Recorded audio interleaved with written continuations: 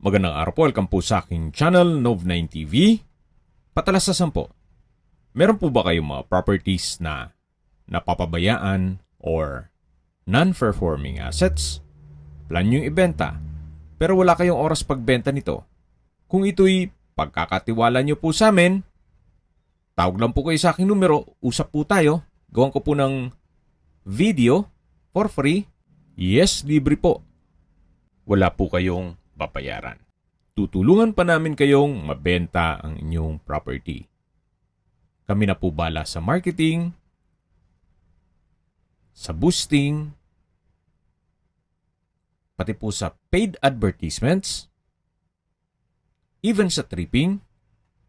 Hindi na po kayo mapapagod sa pag-entertain ng mga buyers. Kami na po bala sa lahat. Tawag lang po kayo. Nandito po tayo ngayon sa Amadeo, Cavite kung saan meron po tayong bagong video presentation. Isang residential farm property. Along Barangay Road at may sukat na 4,000 square meters. Titulado, buhay po ang may-ari, kaya wala po kayong maging problema sa documentation o sa transfer ng title.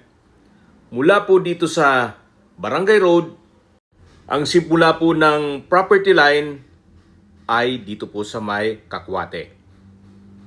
Hanggang doon na po yan sa may puno ng saging. Ganun po kalapad itong frontage.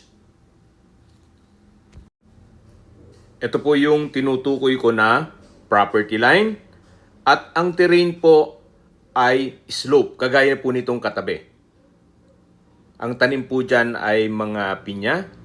At dito naman po sa lupang binebenta, ang mga tanim naman dito ay karamihan po saging. Ito po yung nasa mataas na lugar. Ang estimated elevation above sea level ay 1,950 feet, more or less. Napakatahimik po ng lugar, sariwa ang hangin, at malamig po ang klima. Malayo na rin po ito sa 14 kilometers danger zone ng Taal Volcano. May access na rin po dito ng tubig, kuryente at internet provider. Gawa ng marami na rin pong mga rest house at resort dito sa area. Yan po yung property line na tinutukoy ko.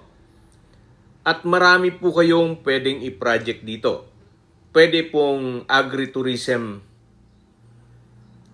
business, coffee farm, farm-to-table restaurant, yung pick and pay ng sariwang gulay at prutas. Yun po, maganda rin yun para malibang ang inyong mga magiging customer o guest. Pwede rin pong resort and events place, retreat house, glamping or camping site. At kung ayaw nyo mang magnegosyo, pwede naman pong mag-land banking na muna kayo habang malayo pa yung panahon ng inyong pagre-retiro. Ito po yung loob ng property. Punong-puno po siya ng puno ng saging. Hanggang doon na po yan sa baba.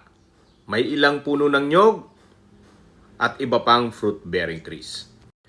Maganda rin pong magpatayo kayo ng inyong bahay bakasyunan dito. Gawa ng ito po'y nasa dulo na. Sobrang tahimik po ng lugar. Halos dead end na po ito. Okay, sa distance, location at travel time portion na po tayo. Mula po sa highway, ang distance is 2.5 kilometers at ang travel time is 8 minutes. Opo, napakalapit lang po nito sa highway. Kaya accessible din po ito ng public transportation. At mula naman po sa Tagaytay Rotonda, ang distance is 8.7 kilometers at ang travel time is 22 minutes. Kumpleto na po doon gaya ng Fora Mall, bank, schools, church, at hospital. Yan po yung lagi kong binabanggit sa inyo na dapat yung i-consider sa paghanap ng property ay yung meron pong malapit na hospital. Hindi ko naman po sinasabing sakitin kayo. Yan naman po ay for emergency purpose lang naman. At mula naman po sa Calax Aguinaldo Interchange, ang distance is 16.5 kilometers at ang travel time is 30 minutes. Mula naman po sa Manila o sa airport, ang distance is 70.1 kilometers at ang travel time is 1 hour and 25 minutes. Binebenta po ito ni owner sa halagang 5,500 pesos per square meter. Okay, recap tayo sa mga nag-skip ng video. Ito pong property ay nasa Coffee Capital of the Philippines dito sa Amadeo, Cavite. Meron po itong lot area na 4,000 square meters along Barangay Road at ito'y titulado. Medyo slow po ang terrain mula po sa Barangay Road pababa ng property. Binebenta po ito ni owner sa halagang 5,500 pesos per square meter. Kung may mga katanungan po kayo, tawag lang po sa aking numero. At sa mga kababayan naman natin nasa ibang bansa, meron po akong WhatsApp, Viber, Telegram, at Signal. Same number lang po, 0917-316-3399. Sa mga nagtatanong naman po ng aming Facebook, meron po aming Facebook page na Nov9TV at Facebook Real Video. Meron din pong TikTok at Instagram. May ibang YouTube channel po kami, the Nov9TV channel, Nov9TV Listings, Nov9TV On The Spot, Nov9TV Updates, at Nov9TV House Rental. Sana po naibigyan nyo ang video presentation. Paki-like and subscribe na lang po sa aking channel para ma-update din po kayo sa aking future listings. Kung sakali po hanap nyo yung mas malaking sukat ng lupa, meron din po kami ibang listings na pwede nyong pagpilian. Huwag po kayong mag-atubiling tumawag sa amin. Then, let us know your budget para malaman namin kung anong property pwede naming ilog sa inyo. Sa lahat pong viewers, subscriber at nagtiwala po sa amin, salamat po sa suporta.